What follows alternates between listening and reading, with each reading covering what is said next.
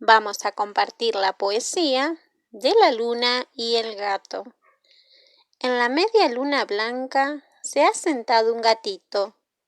Suspirando, las estrellas preguntan cómo ha llegado. La luna no dice nada, tampoco el gatito gris. Se han guardado el secreto y no lo quieren decir.